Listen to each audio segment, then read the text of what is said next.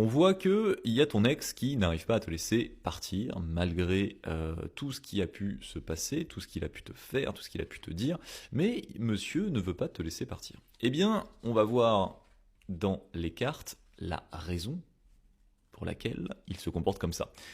Est-ce que c'est parce qu'il t'aime vraiment? Est-ce que c'est pour une autre raison? Eh bien, voyons tout ça.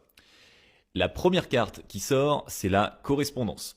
Tout simplement, il te contacte encore et encore, messages, appels, likes sur tes réseaux sociaux, ou carrément peut-être qu'il passe par des amis communs pour avoir de tes nouvelles. En tout cas, il trouve toujours une excuse pour te contacter. J'ai oublié un truc chez toi, je voulais savoir si tu allais bien, ou alors tout simplement un petit peu de mélo avec j'ai repensé à nous. Clairement, il te laisse pas tranquille et surtout, il n'arrive pas à te laisser partir.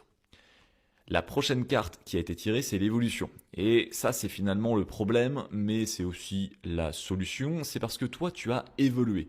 Tu as grandi pendant que lui, finalement, il est resté exactement au même endroit. Donc, pendant que tu avançais, il stagnait. Et maintenant, il voit que tu as changé, que tu es différente, que tu t'éloignes. Et ça le terrifie. Donc, il ne veut pas te laisser partir parce qu'il voit que tu deviens trop bien pour lui. Et ça, c'est clairement de l'immaturité totale. La prochaine carte qui a été tirée, c'était le carrefour.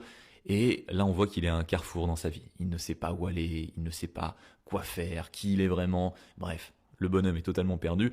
Et finalement, dans ce chaos, il s'accroche à toi, quelle image je pourrais donner, comme à une bouée de sauvetage. Pas parce qu'il t'aime vraiment, mais parce que tu représentes quelque chose de stable, quelque chose de bien dans son instabilité totale.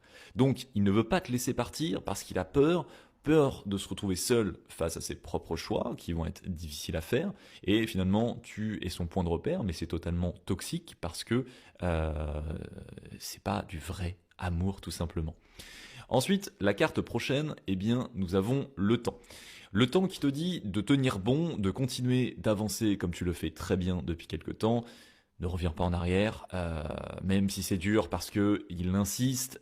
Tu te demandes parfois si ça serait une bonne idée de lui donner une seconde chance, mais clairement on voit que non, et le temps c'est des choses que tu ne sais pas encore. Donc il prépare quelque chose de mieux pour toi, quelqu'un de mieux et surtout une vie meilleure, beaucoup plus saine et beaucoup moins toxique là-dessus.